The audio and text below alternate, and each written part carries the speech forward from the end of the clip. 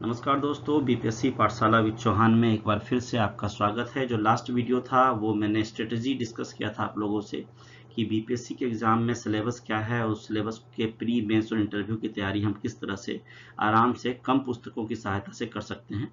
और मैंने ये भी बताया था कि अगर आप किसी भी बुक को नहीं पढ़ना चाहें, किसी भी बुक या नोट्स को रेफ़र नहीं करना चाहें, तो अगर आप सिर्फ बीपीएससी पाठशाला विद चौहान से जुड़े रहते हैं तो मैं आने वाले 6 से 8-10 महीने में आपका पूरा सिलेबस प्री मेंस का कंप्लीट करा दूंगा और इंटरव्यू के भी टिप्स आपको मिल जाएंगे किस तरह से आप सफलता को प्राप्त करोगे। तो उसी क्रम में हमने बिहार स्पेशल की जो पूरी सीरीज है वो समाप्त कर ली थी, जिससे 10-15 क्वेश्चन की तैयारी तो आपकी पहले ही हो गई। और अब हम आगे बढ़ रहे हैं और मैंने इतिहास पकड़ा है और सबसे पहले इतिहास में मॉडर्न इंडियन हिस्ट्री को पढ़ना है। मॉडर्न इंडियन हिस्ट्री जो है इसका वेटेज सारे एग्जाम्स में, चाहे आप यूपीएससी का एग्जाम दें, किसी भी पीसीएस का एग्जाम दें या बीपीएससी का एग्जाम दें, बहुत ही ज़्यादा रहता है। हिस्ट्री से अगर 25 क्वेश्चन आ रहे हैं तो आप मान के चलिए थे कि 17-18 प्रश्न तो आपको मॉडर्न इंडियन हिस्ट्री में आएंगे। और मॉडर्न इंडियन हिस्ट्री के अंदर ही मैं आपको इंडियन नेशनल मूवमेंट भी पढ़ा दूंगा। तो आपकी जो हिस्ट्री का 80% प्रिपरेशन है वो सिर्फ इसको पढ़ने से हो जाएगा। तो मॉडर्न इंडियन हिस्ट्री को हम बढ़ाते हैं आगे और इसको बढ़ाते हुए जो फर्स्ट कंटेंट हमें, जो फर्स्ट टॉपिक पढ़ना है उसमें वो पढ़ना है भारत में यूरोपियों का आगमन। तो जब यूरोपीय भारत में आए थे तो उसमें पुर्तगाली आए थे, डच आए थे, फ्रांसीसी आए थे, अंग्रेज आए थे, डेनिस आए थे। तो सबसे पहले पुर्तगाली के बारे में हम पढ़ेंगे। तो मैंने ये जो वीडियो कंटेंट तैयार किया है वो बिल्कुल वन शॉट वीडियो है, जिसमें आपको पुर्तगाली के बारे में सारी जानकारी मिल जाएगी, जो पुर्तगाली का आगमन हुआ था भारत में। और साथ ही आपको बीपीएससी, अदर पीसीएस और यूपीएससी के लिए प्री और मेंस की तैयारी साथ में हो जाएगी। सारे कंटेंट हैं, पीवाईक्यू भी प्री और मेंस का डिस्कशन हो जाएगा यहाँ पे। तो आइए शुरुआत करते हैं इस चीज़ की और आगे बढ़ते हैं और सफलता प्राप्त करते हैं। तो सबसे पहले हम पढ़ते हैं यूरोपियों के आगमन में पुर्तगाली। तो दोस्तों, जब हम किसी के आगमन की बात करते हैं किसी जगह पे तो उसका कुछ न कुछ कारण होता है। ठीक उसी तरह से यूरोपियों के जो भारत में आगमन हुआ उसका भी कुछ कारण था। तो उन कारणों में क्या होता है, भौगोलिक कारण है, तकनीकी है, धार्मिक है, मनोवैज्ञानिक है और भी आर्थिक कारण होगा। तो पहले हम इस कारण को पढ़ लेते हैं, क्योंकि मेंस में इस तरह से प्रश्न आते हैं कि अगर भारत में यूरोपियों का आगमन हुआ तो उसके कारणों पर प्रकाश डालिए। तो पहले आप इसको समझिए, क्योंकि ये जो कंटेंट मैंने रेडी किया है वो प्री और मेंस दोनों की दृष्टि से मैंने किया है। तो आपको ये समझ के चलना है कि अगर कहीं आपको बिल्कुल स्टैटिक ना मिलके कंसेप्चुअल नोट्स आपको सामने दिखेंगे तो आप समझना कि यहाँ पे मेंस के लिए है, और जब स्टैटिक की बात होगी तो वो तो मैं बीच में करता ही रहूंगा। और लास्ट में अगर कुछ प्री से संबंधित कोई कंटेंट छूट जाता है तो मैंने इतने सारे पीवाईक्यू अंदर डाले हुए हैं कि आपका कहीं से प्रश्न आएगा तो वहां से भी बन जाएगा। तो आपको बस वीडियो देखना है, 2-3 बार देखना है और ध्यान से देखना है, इसको सुनना है और आपकी तैयारी अच्छे से हो जाएगी। तो चलिए शुरू करते हैं कि जब भारत में यूरोपियों का आगमन हुआ तो उसके कारण क्या थे। उसके बाद हम पुर्तगाली को पढ़ेंगे। तो पहला कारण तो भौगोलिक था। तो भौगोलिक कारण में क्या था कि जो भारतीय कपड़े और मसाले और औषधियाँ जो होती थी, तो उस समय रोमन साम्राज्य के समय से ही यूरोप में इनका उल्लेख मिलता था। तो वहाँ के जितने भी देश थे वो जानते थे कि भारतीय कपड़े, मसाले, औषधियाँ कितनी गुणवत्तापूर्ण होती है। और साथ ही व्यापारिक मार्गों की भी आवश्यकता महसूस की गई थी। तो पश्चिम की ओर जो जाने वाला यह व्यापार जो था वो कई मार्गों से होता था। तो यूरोप की प्राकृतिक परिस्थितियां ऐसी थी कि यह इस पश्चिम मुखी व्यापारी मार्ग को एक नए मार्ग की तलाश के लिए मजबूर होना पड़ा, इसलिए उन्होंने पानी का सहारा लिया। ठीक है, भूमि का जो कुछ भाग था वो विभिन्न राज्यों का अधीन था, लेकिन जो महासागर था और समुद्र था वो किसी के भी नियंत्रण में उस समय नहीं था, इसलिए ये ज्यादा सुरक्षित मार्ग माना गया। ठीक है, टैक्स नहीं देना पड़ेगा और आराम से दूरी तय हो जाएगी, कोई डिस्टरबेंस नहीं होगा, लुटेरे नहीं होंगे, इस तरह की चीज़ें। तो ये मेन है। और उस समय हम अगर देखें तो क्या हुआ था कि बहुत सारे कंट्रीज में जो वहाँ के शासक थे ना, उन्होंने वहाँ के नाविकों को पैसा देना शुरू किया और उनको बोला कि आप नए मार्ग ढूंढो और हम मार्केट में नए मार्केट को ढूंढ के लाओ, वहाँ पर हम व्यापार करेंगे। तकनीकी कारण क्या था, टेक्निकल क्या कॉजेज थे उस समय। तो नौवहन में प्रगति हुई। जो नौवहन थी, जहाँ जो पानी वाला मार्ग था उसमें बहुत ज़्यादा प्रगति हुई थी और अरबों ने नौवहन में काफ़ी सुधार कर लिया था। ठीक है, जबकि यूरोपीय लोग उस समय जहाज निर्माण में निपुणता प्राप्त कर रहे थे। समुद्री मार्ग प्रचलन में आ गया जब स्थलीय मार्ग जो है सो बहुत ज़्यादा वो विडंबनाओं से भरा हुआ था और वहाँ पे बहुत सारी दिक्कतें आ रही थी। तो ठीक है, अब आगे क्या है कि मनोवैज्ञानिक कारण जानना है हमें। तो मनोवैज्ञानिक कारण में हम पढ़ेंगे कि यूरोप में सांस्कृतिक पुनर्जागरण हुआ था उस समय, और इससे क्या हुआ कि लोगों को जोखिम और साहस उठाने की ओर उनकी भावना का विकास हुआ, भावना का संचार हुआ, और लोगों में गौरव प्राप्त करने की इच्छा हुई। तो नाविकों ने सोचा कि हम नए जगहों को खोजेंगे, हमारा नाम होगा, हमारा गौरव होगा, हमारे देश हमारे राजा का गौरव होगा। तो इससे नाविकों और खोजकर्ताओं में जो है ये प्रेरणा आई, और यह एक प्रेरक कारक भी थी। अब व्यापारिकता जो थी वो यूरोप राज्यों को अपनी गिरफ्त में मजबूती से पकड़ जकड़ रखा था, इसलिए भी लोग आगे बढ़ के नए मार्केट की तलाश में जाना चाहते थे। धार्मिक कान की बात करें तो धर्मांतरण का उत्साह बहुत ज्यादा आ गया था। ईसाइयों को ऐसा लगता था कि हम अलग अलग जगहों पर जाएंगे और अपने धर्म का प्रचार करेंगे। तो खोजकर्ता नए देशों में ईसाई धर्म का प्रचार करने के लिए भी प्रेरित थे।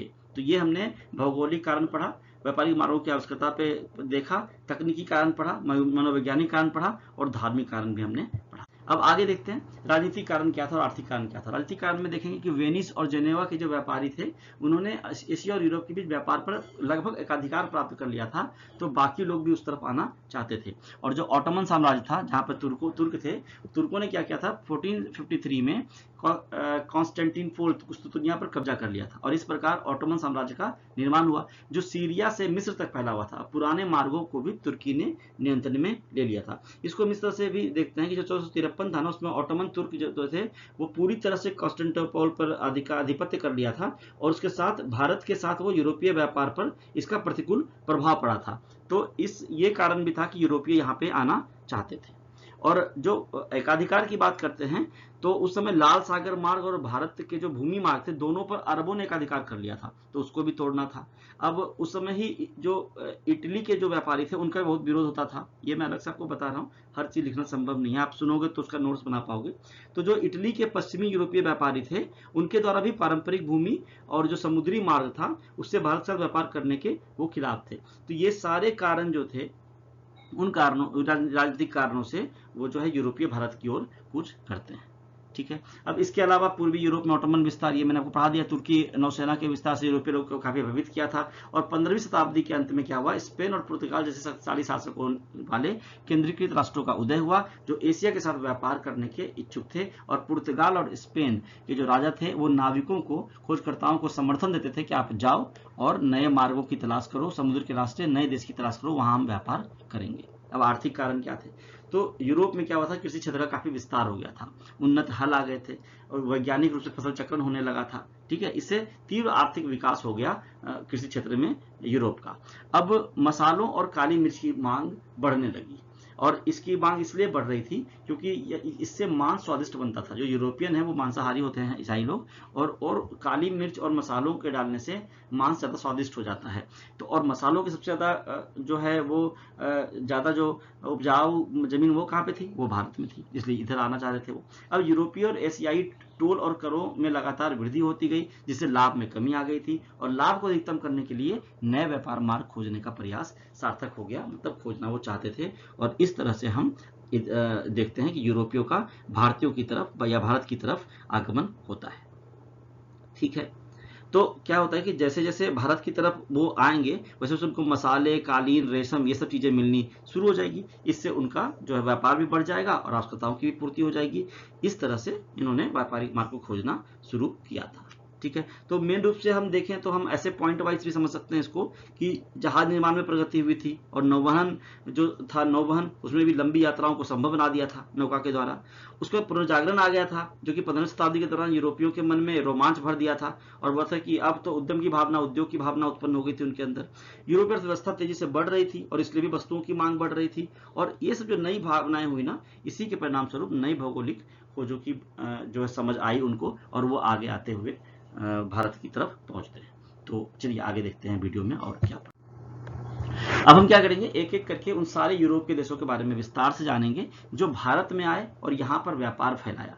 मुख्य रूप से पुर्तगाली, डच, अंग्रेज, फ्रांसीसी और डेनिश के बारे में पढ़ेंगे, और अंत में हम यह समझने की कोशिश करेंगे कि आखिर अंग्रेज ही दूसरों की तुलना में अंत में सफल क्यों रहे। तो सबसे पहले पुर्तगाली शुरू करेंगे और फिर धीरे धीरे हम आगे बढ़ेंगे।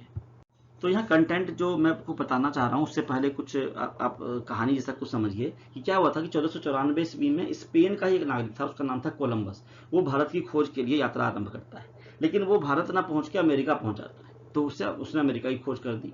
ठीक है। लेकिन अब देखिए, जब भारत की खोज या अमेरिका की खोज ऐसे ऐसे शब्द आते हैं तो थोड़ा सा कन्फ्यूजन होता है, क्योंकि अमेरिका या भारत कहीं खो नहीं गया था जो उसे खोजने के लिए लोग निकले थे, ये अपने जगह पे थे। ये ऐसा माना सकता है कि वो व्यापार के लिए नए मार्ग की तलाश कर रहे थे, और वो उस मार्ग की तलाश करते हुए समुद्री रास्ते से भारत पहुंचे या अमेरिका पहुंचे। तो पढ़ा ऐसा जाता है कि कोलंबस ने अमेरिका की खोज की, वास्को डी गामा ने भारत की खोज की। उन्होंने खोज नहीं की थी, वहां तक की यात्रा की थी व्यापारिक मार्ग को ढूंढने के लिए, ठीक है। उसी तरह से फिर पुर्तगाल में एक वास्को डी गामा था जो 1498 में भारत की यात्रा के लिए निकला, ठीक है, और यूरोप से भारत के लिए एक नए और लाभदायक समुद्री मार्ग की उसने ही खोज की थी, ठीक है। तो अब जब वास्को डी गामा भारत की तरफ पहुंचा, कोलंबस तो पहुंच नहीं पाया था, इसलिए पुर्तगालियों को कहा जाता है कि भारत के साथ जब सीधा व्यापार का खोज हुआ तो जो पहला कदम यूरोप से बढ़ाया था वो पुर्तगालियों ने बढ़ाया था। तो चलिए पुर्तगालियों के बारे में पढ़ते हैं। और वास्को डी गामा जो रास्ते से आया था उस रास्ते का नाम याद रखिएगा, वो केप ऑफ गुड होप कहलाता है अभी भी।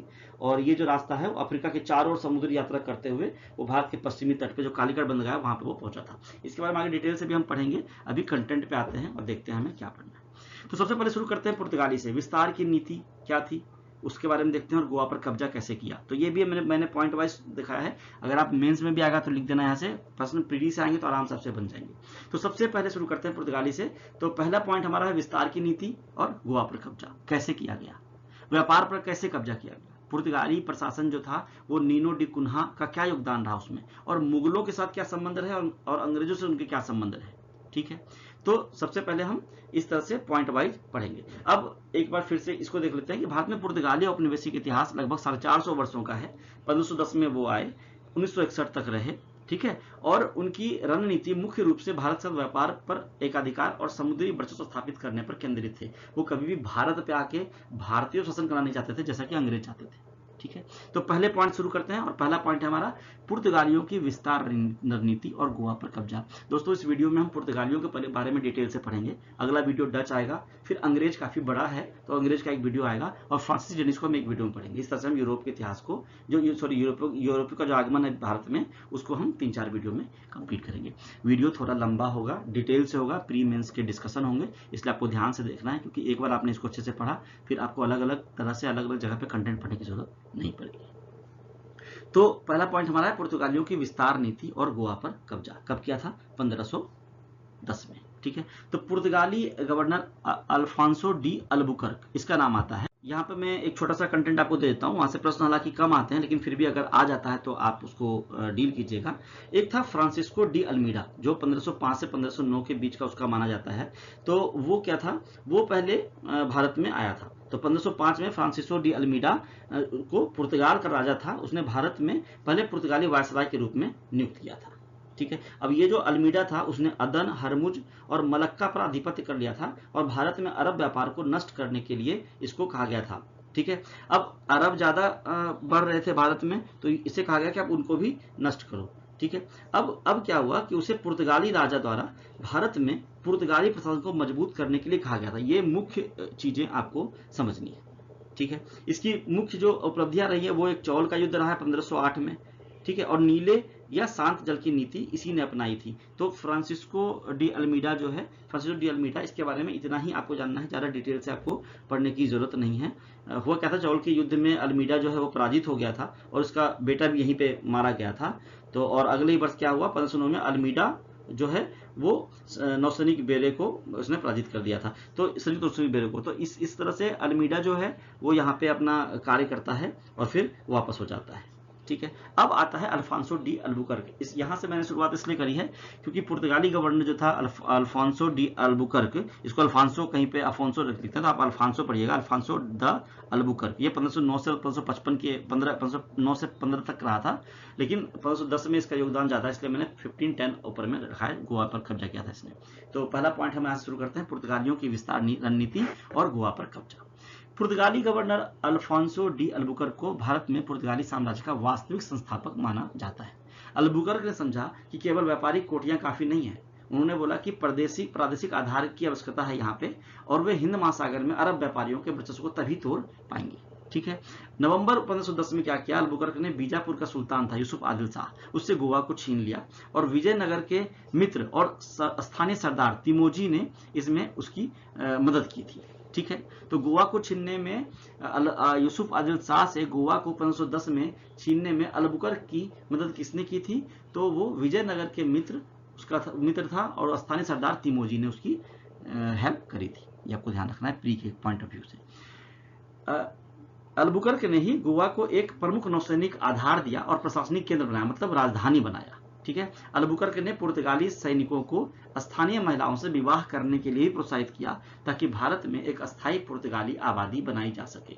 और अभी भी आप गोवा में जाओगे तो पुर्तगाली वहां पे रहते हैं, पाए जाते हैं। वैसे भी 1961 तक तो वो थे पूरी तरह से, गोवा पुर्तगाल के अंदर ही आता था वो।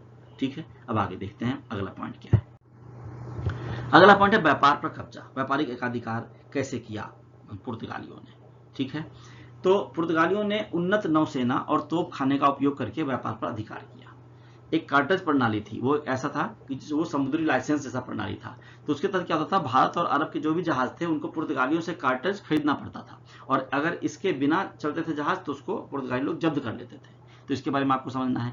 अब पुर्तगालियों ने होर्मुज, जो अभी बहुत अभी न्यूज में है, ईरान वाले लड़ाई में, ईरान अमेरिका वाली लड़ाई में, तो जो होर्मुज है ना, फारसी खाड़ी और मलक्का जो दक्षिण पूर्व एशिया में है, साथ में कोचीन और गोवा पर कब्जा कर लिया था पुर्तगालियों ने, और हिंद महासागर के व्यापारिक रास्तों को पूरी तरह से अपने नियंत्रण में ले लिया था। ये व्यापार पर कब्जा की बात हो रही है। ठीक है। पुर्तगालियों ने मसाला व्यापार, विशेषकर काली मिर्च को पूरी तरह से अपने नियंत्रण में ले लिया था।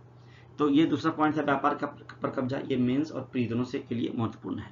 अब पुर्तगाली प्रशासन कैसे चलता था और नीनो डी कुन्हा का क्या योगदान है, उसके बारे में थोड़ा सा हम पढ़ लेते हैं। तो सबसे पहले तो जो नीनो डी कुन्हा है उसके बारे में जानिए कि 1529 से 1538 के बीच में वो यहाँ पे था। ये भी पुर्तगाली गवर्नर था। ठीक है। तो नीनो डी कुन्हा एक महत्वपूर्ण पुर्तगाली गवर्नर थे जिन्होंने पुर्तगाली प्रशासन को काफी मजबूत किया था इंडिया में। नीनो डी कुन्हा ने पुर्तगाली भारत की राजधानी को कोचीन से गोवा बनाया 1530 में। ठीक है। गोवा पुर्तगाली राजधानी कब बनी? 1530 में, जिससे गोवा का महत्व और ज्यादा बढ़ गया। ठीक है। अब आप बोलिए, या तो प्रशासनिक मुख्यालय बना दिया कोचीन से गोवा को, या फिर राजधानी बना दिया, दोनों एक ही बात है। ये नीनो डी कुन्हा के बारे में मैं बता दूं आपको कि यही था जो 1534 में हुमायूं के खिलाफ लड़ाई में मदद किया था गुजरात के बहादुर शाह को, और बसीन हासिल किया था उससे। ठीक है।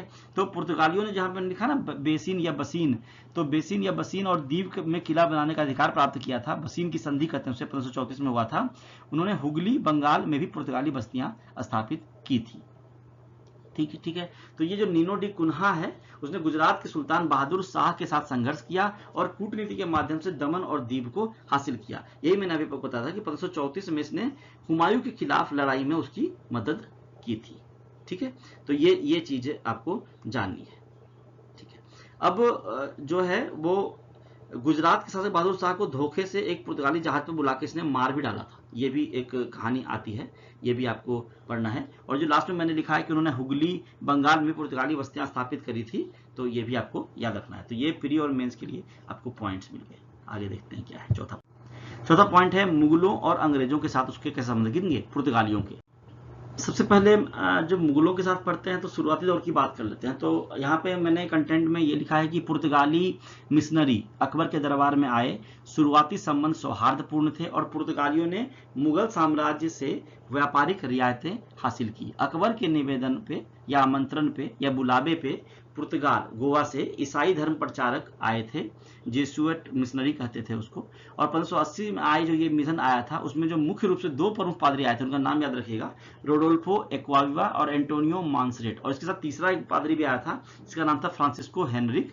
और ये जो फ्रांसिस्को हेनरिक था वो फारसी भाषा के जानकार थे। ये स्टैटिक है, इसको याद रखिएगा, ऐसे प्री में प्रश्न आते हैं। अब जो अकबर से संबंध थे मुख्य रूप से ये हुआ था कि पानीपत की दूसरी लड़ाई हुई थी 1556 में, तो अकबर उस समय बादशाह बन गए थे। तो उसने क्या किया था कि पुर्तगालियों को हुगली नदी के तट पर एक शाही फरमान दिया था, और ये शाही फरमान दिया गया था 1579 में। ठीक है। इसलिए फिर 1580 में इन्होंने उनको दो पादरियों को भेजा था इसके दरबार में। ये बात आपको ध्यान रखना है। तो ये कंटेंट है एक तरह से, मैं अलग अलग से थोड़ी बातें बता देता हूं आपको, जो हर चीज यहाँ लिखना संभव नहीं है। तो आप जब नोट्स बनाओगे 2-3 बार सुनोगे वीडियो को तो आपको वो कंटेंट भी धीरे धीरे याद हो जाएगा। ठीक है। तो इसमें आगे अब आता है शाहजहां का दौर। तो शाहजहां के समय में ज्यादा, बीच में जहांगीर का भी थोड़ा सा दौर आता है, लेकिन जहांगीर के समय में उतनी ज्यादा घटनाएं घटी नहीं थी। ठीक है। ऐसा कहा जाता है कि जहांगीर की माता किसी जहाज को लेके जा रही थी मक्का, और उसको पुर्तगालियों ने लूट लिया था, जहाज को बंधक बना लिया था सबको। तो फिर जहांगीर गुस्सा हो गया था और लड़ाई हो गई थी उससे। तो ये चीज़ें ना हर जगह लिखी नहीं है, तो मैंने इसको यहाँ पर लिखना सही नहीं समझा, कहीं कहीं ऐसा वक्तव्य मिला है। लेकिन शाहजहां के समय में आते हैं तो शाहजहां के दौर में क्या हो गया था, ये समुद्री डकैती करते थे पुर्तगाली लोग, और इन्होंने हुगली पर कब्जा किया था और जबरन धर्म परिवर्तन करा रहे थे, मुसलमानों को भी चाह रहे थे ईसाई बन जाए। तो शाहजहां से इसके संबंध बहुत ज़्यादा खराब हो गए। तो 1632 में शाहजहां ने क्या किया कि उसने पुर्तगालियों से हुगली छीन लिया, और जो शाहजहां का सेना था उसका नेतृत्व समझो क्या था, वो कासिम खान ने किया था। तो यहाँ पे मैंने लिखा है 1632 में शाहजहां ने कासिम खान के नेतृत्व में हुगली से पुर्तगालियों को खदेड़ दिया। इसमें एक छोटी सी कहानी हर जगह लिखी जाती है, कई कई किताबों में आपको सुनोगी। क्या शाहजहां के समय में क्या हुआ था कि पुर्तगाली ने क्या किया था, मुमताज महल जो थी, जो शाहजहां की पत्नी थी, उनकी 2 दासियों को बंदी बना लिया था, ऐसा कहानी है। ठीक है, इससे शाहजहां बहुत गुस्सा हो गए थे, और 1632 में क्या किया था उन्होंने, हुगली पर मुगलों को भेज के, सेना भेज के उनको भगा दिया था वहां से। 3 महीने के अंदर इनको भगा के यहाँ से भगा दिए थे। पुर्तगाली जो थे दास व्यापार में भी शामिल थे, तो इसलिए भी मुगलों को उनसे बहुत प्रॉब्लम होती थी। तो ये भी सही नहीं मानते थे मुगल, इसके लिए भी उनको भगाना पड़ा। और वो क्या करते थे कि गैर ईसाई बच्चे जो होते थे ना, मतलब मान लो हिंदू है, मुसलमान हैं, तो वो गैर ईसाई बच्चों को खरीद कर कैद कर लेते थे और उनको ईसाई धर्म में बदलना चाहते थे, मतलब परिवर्तन करना चाहते थे, उनको दास बनाते थे, दास बना के उनको बेचते थे। ठीक है, तो जब भगाना शुरू किया ना मुगलों ने, तो कुछ ईसाई तो भाग गए, मतलब कुछ पुर्तगाली तो भाग गए, लेकिन कुछ को उन्होंने पकड़ लिया और उनको इस्लाम कबूल करवा दिया शाहजहां ने, मतलब उल्टा हो गया। ये चाहते थे कि हम यहाँ पे आके हिंदू मुसलमान को ईसाई बनाएंगे, और शाहजहां ने क्या किया, उल्टा उनको मुसलमान बना दिया। तो ये कहानियां हैं, ये आप अगर लिखना चाहोगे तो लिखना, वरना ये आप अपने इंटरेस्ट के लिए जान लो। जहां तक मुझे पता था मैंने आपको एक कहानी जैसा जोड़ के बताया आपको। अंग्रेजों से संबंध की बात करते हैं तो 17वीं शताब्दी की शुरुआत की बात होती है, और 1612 में एक सवाली का युद्ध हुआ था, जहां पे अंग्रेजों ने पुर्तगाली सेना को हरा दिया था और उनके वर्चस्व को चुनौती दी थी। ठीक है, उस समय इंग्लैंड में राजा चार्ल्स द्वितीय थे, और उनका विवाह जो हो गया था वो पुर्तगाली राजकुमारी कैथरीन ऑफ ब्रेगांजा से हुआ था, और इसकी वजह से 1661 में अंग्रेजों को दहेज के रूप में बंबई मिल गया था। ठीक है, आगे देखते हैं। तो पुर्तगालियों को डच और अंग्रेजों की प्रतिस्पर्धा के कारण अपनी अधिकांश ताकत खोनी पड़ी थी, और वे केवल गोवा, दमन और दीव तक सीमित रह गए थे। देखिए, आगे हम पुर्तगालियों की जो शक्ति है उसके पतन के बारे में पढ़ेंगे, फिर हम पीवाईक्यू पे चर्चा करेंगे। उसके बीच में हम थोड़ी सी, मैं आपको कुछ घटनाओं को बता देता हूं कि आखिर में हुआ क्या था। क्या हुआ था कि विलियम हॉकिंस, जो कैप्टन विलियम हॉकिंस था अंग्रेज, वो 1608 के आसपास में जहांगीर के दरबार में पहुंचा था, सूरत पहुंचा था, सूरत। ठीक है, 1609 में वो जहांगीर आ गया था, वहां जहांगीर के दरबार में आ गया था। जहांगीर ने उसका बहुत ज्यादा स्वागत किया था। जब हॉकिंस जो है ना, वो जहांगीर से उसने तुर्की भाषा में बात करी, वहाँ जो भाषा थी मुगलों की वो तुर्क थी, तो उसने ना तुर्की भाषा में वो सीख के आया था इम्प्रेस करने के लिए। तो इससे जहांगीर काफी ज्यादा प्रभावित हुआ था, ऐसा माना जाता है। तो पुर्तगालियों ने क्या किया, क्या सोचा कि अंग्रेज जो उपस्थित हो जाएंगे यहाँ पे तो हम असुरक्षित हो जाएंगे, ये परेशान हो गए थे, इसलिए उसने सैन्य कार्यवाही की थी, आक्रमण किया था, और सूरत में ब्रिटिश जहाजों को लंगर डालने से पुर्तगालियों ने रोका था। ये सब घटनाएं थी उस समय की। जब आप आगे अंग्रेज पढ़ोगे तो उस समय भी पुर्तगालियों को जोड़ के मैं समझाऊंगा, तो आपको ध्यान से समझ में आएगा। तो 1608 में क्या हुआ था, विलियम हॉकिंस सूरत आया था, 1609 में जहांगीर के दरबार में आया था, और कैप्टन हॉकिंस ने मुगल दरबार जो छोड़ा था ना, वो 1611 में छोड़ा था। ये भी आपको ध्यान रखना है, सारे ईस्वी आपको याद नहीं रखना है, लेकिन थोड़ी थोड़ी ईस्वी आपको ध्यान रखना है। तो उसमें ये 2-3 घटनाएं घटती हैं और आपको ये समझना है। अब पुर्तगालियों की शक्ति के पतन की बात करते हैं। तो पतन में हम देखते हैं कि पॉइंट वाइज जो मैंने बनाया है, इसको आप इस तरह से देखिए कि डच या अंग्रेज, इनके पास जो नौसेना थी वो काफी उन्नत थी पुर्तगालियों की अपेक्षा, जिसके आगे पुर्तगाली नौसेना जो है कमजोर साबित हुई। दूसरा पॉइंट है, 60 वर्षों तक पुर्तगाल स्पेन के अधीन रहा।